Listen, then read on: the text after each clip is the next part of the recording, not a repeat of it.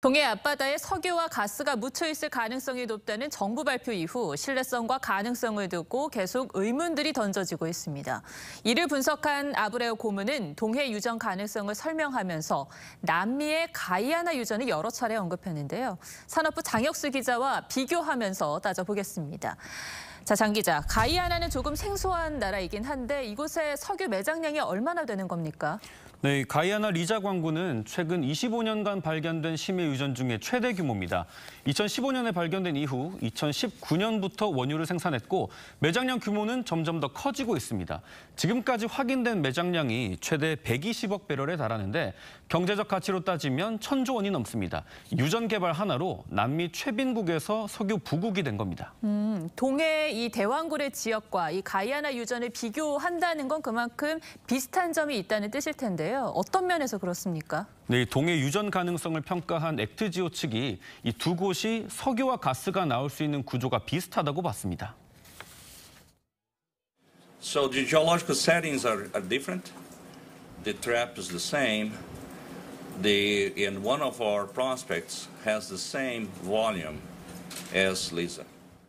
석유나 가스가 매장돼 있으려면 기반이 되는 근원암과 모래로 된 저류층, 진흙으로 된 덮개암과 지질 구조 등 4가지 요소가 갖춰져 있어야 하는데 석유를 감싸고 있는 동해 앞바다의 트랩 형태가 가이아나와 비슷하다는 겁니다. 이 두 지역은 위치와 수심도 유사합니다. 그렇군요.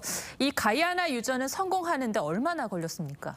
가이아나에선 1916년부터 이 100년간 석유 탐사가 이루어졌는데 수많은 기업들이 실패를 거듭한 끝에 2015년 유전을 발견했습니다. 그중에서도 쉘은 10년 이상 탐사를 했는데도 유전 발견에 실패를 하자 2014년 엑손모빌에 헐값인 단돈 1달러의 탐사권을 팔았습니다. 네. 엑손모빌은 컨소시엄을 구성하려고 35개 기업의 참여를 제안했지만 두 곳을 제외하고는 모두 거절 의사를 밝혔습니다.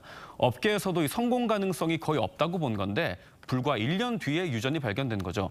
당시 가이아나 광구의 프로젝트 성공률은 16%였습니다. 네, 동해 유전 성공 가능성은 20%로 조금 더 높긴 한데 그래도 결국은 시추를 해봐야 알 수 있는 거죠? 네, 탐사와 자료 분석을 통해서 얻은 수치로 최대 140억 배럴에 달하는 석유와 가스가 묻혀 있을 가능성을 확인을 했지만 이 석유와 가스의 주성분인 탄화수소는 찾지 못했습니다. 실제 탐사 시추를 해봐야 석유가 있는지를 알 수 있는 겁니다. 게다가 이 시추공 하나를 뚫는 데만 1,000억 원이 들 것으로 예상이 되는데 초기에 자원이 발견되지 않으면 이 비용은 천문학적으로 커지게 됩니다. 20%의 확률로 단순 계산을 하더라도 시추에만 5천억 원이 들어갈 수 있는 겁니다.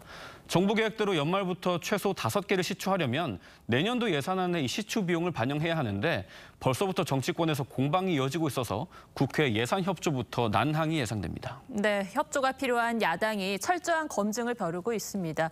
야당뿐 아니라 국민들을 충분히 이해시킬 설득 과정이 필요해 보입니다. 장 기자 잘 들었습니다.